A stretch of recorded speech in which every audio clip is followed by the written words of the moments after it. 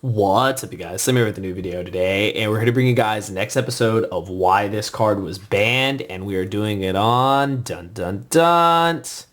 That's right, card destruction. I have so many stories about this card that honestly this video could take an hour, but I'm not gonna, bore you with all the crazy stories, but we're gonna talk about why this card was banned. We're going to talk about why it, there's been speculation that it could come back. Believe it or not, Robbie Cole, M. Cole 40, just made a video about could card destruction come back, talking about the pros and cons if it did. I'm here to talk about why the card was banned, as also give my 2 cents on could this card come back. A lot of people know me for this card because of a certain deck I played, and we will get into that as the video progresses. This was one of my favorite cards in the game. This card was insane, and this card single-handedly is the reason why Dragon Rulers won Worlds in 2013, for those of you who are not familiar with that. And I believe that exact play and incident was the reason why this card was banned, and we will talk about that again as we progress through the video. But anyways, as we do with every video, we're going to start with the simple thing of reading this card. Now, for those of you that don't know, this card first came out in one of the very first things we ever had available to us. It came out in the starter deck Yugi as a super rare. This is the secret rare version from the Legendary Collection Yugi's World. I just really like secret rare cards. I wanted it in secret rare. But we're going to read its text. It's very simple. Each player discards their entire hand, then draws the same amount of cards they discarded. So you guys know how Trickstar Reincarnation works. They make you banish your hand, then you draw the same amount. Well, this one, you just discarded them, and they would just usually go to the graveyard unless there was like a Macrocosmos or whatever. So this card was very simple in what it did. Now, why this card was so powerful is because it granted a player a new hand. It granted both players new hands. And I feel that that's what's really, the main argument about this card is that this card by itself, if you opened it with, say, 5 other cards, because before we were able to, start with 6 cards. Say you didn't like your hand. Say you just thought, oh, man, this hand is trash. And you just, you didn't know what to do with it. So you just played card destruction. And you granted yourself a new hand. Now, in the process, you granted your opponent a new hand. And that could be scary because what if your opponent also, kind of bricked or just drew cards they didn't want to see or cards they wanted in the graveyard? Well, you were taking that gamble. Another thing with card destruction is that you could also mess up your opponent. You could card destruction your opponent. Your opponent could open with the best hand ever, and you just card destruction it, and they lose it. And there's nothing they can do. There was no card like Ash Blossom and Joyous Springs to stop this card. If you were going first, there was no way to stop this card. So it was pretty crazy. Now, one of the main reasons this card was banned, of course, was one of my favorite decks of all time, Dark World. You guys knew it was coming. You guys knew. Slim's talking about card destruction. Where's the Dark World, Slim? Where's the Dark World? You guys are actually still asking me where's the updated Dark World deck profile. I'm still working on it, you guys. I honestly, I'm kind of in a loop of, trying to figure out how I want to build it. Do I want to play it with danger cards? Do I not? Do I want it to be more pure? And the more I research it, the more I realize, yeah, it probably will have to be played with danger cards. Unfortunately, I don't have those cards yet. I'll probably have to order them or get access to them for the deck profile, but working on it, so give it time because I definitely feel that, the dangers at least gave a little more life to Dark World. But anyways, why card destruction was so broken with Dark Worlds, because you could open with Grapha, Snow, Brow, Beige, any of the main Dark Worlds, just the main Dark Worlds everyone played, and you card destruction, you discard them all, you draw a new hand, and then all the Dark World effects go off. Grapha will pop a card, Snow will search a card, Brow will draw an extra card, Beige will summon itself, Silver will summon itself, Gold will summon itself. Do I need to go on? It was insane. This was an auto win button in Dark World. Every time I activated this card, I won. Every time. I have never lost a game where you card destruction. I think most Dark World players can tell you the same thing. You did not lose a game if you played card destruction in Dark World. You just did not lose a game. If you activated this card, it was a win button. It was like Soul Charge. This was Soul Charge back in the day for Dark Worlds. So that alone was insane. The fact that when you did this, all your cards activated, I thought it was insane. I could not believe how powerful this card was with Dark World, and it was just wow. Is all I can say. Now, Dark Worlds aside, I love Dark Worlds.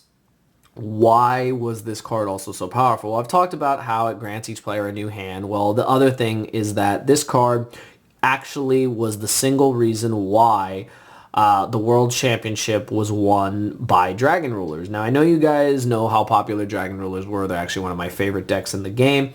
And in the finals of the Worlds of 2013, Card Destruction won the game.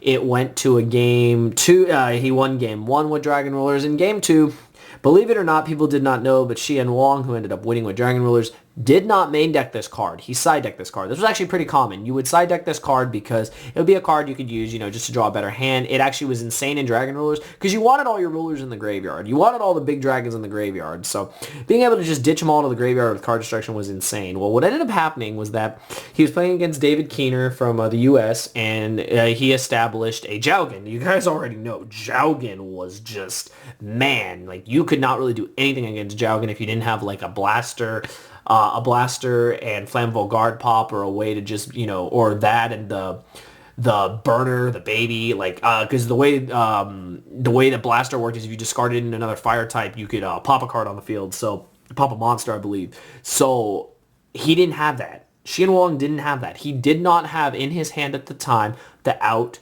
to Jowgen. So if you think about it, theoretically, David would have won game 2. He would have, just rode the Jowgen to victory, used all his spellbooks, got all his effects, and just took complete control of the game because that's what spellbooks did at full power. Well, he card destructions. He discards his whole hand. David discards his whole hand. He draws a new hand. Xian Wang draws a new hand. And I'll be damned if he doesn't draw Blaster and Burner. He goes Blaster Burner effect. Literally does this like hi-ya move. It's very famous for those of you that know about it. I'm sure you guys do. It's one of the greatest like GIFs or memes around. And yeah, he outed Jowgen with Jowgen no longer on the field. David, having no spellcasters, could not activate any of his spellbooks. He literally was free to summon his Dragon Rulers and attack for game. And that was the end of Worlds 2013. And I think that was one of the craziest endings to a tournament.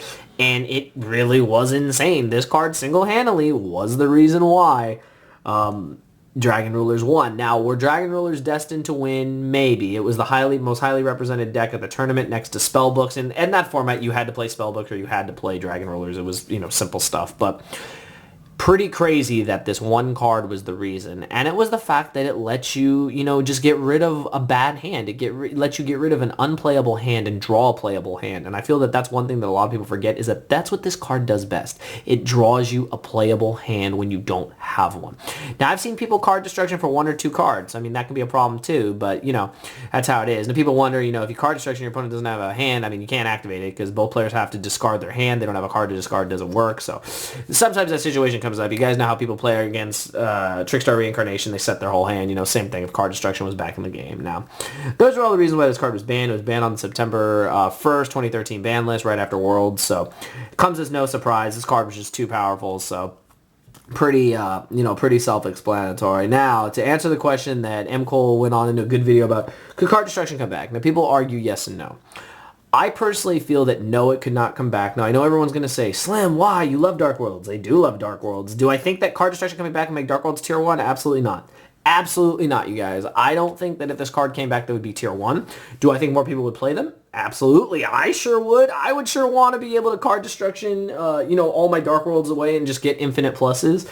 But I don't feel that personally if this card came back to 1 that it would be the reason why Dark Worlds would ascend to tier 1. I don't even know if they would pass like whatever tier they're at. I just feel this would be a lucky one of that you draw or you don't draw. I feel that this card can't come back though because of what it does for the game. It grants you a new hand. It grants the opponent a new hand.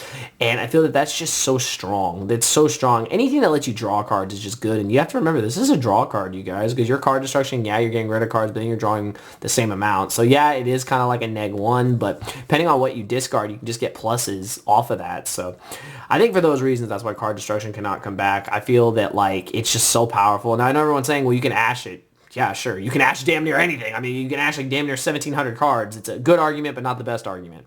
Ash can stop this card. Cool. Ash can stop a bunch of cards. Call by the Grave is a hell of a drug. You just call by the Grave the Ash, and you just card destruction, and it goes off. It's pretty cool. Also with the dangers, also with any deck that relies on the graveyard, I feel that this card could be a problem.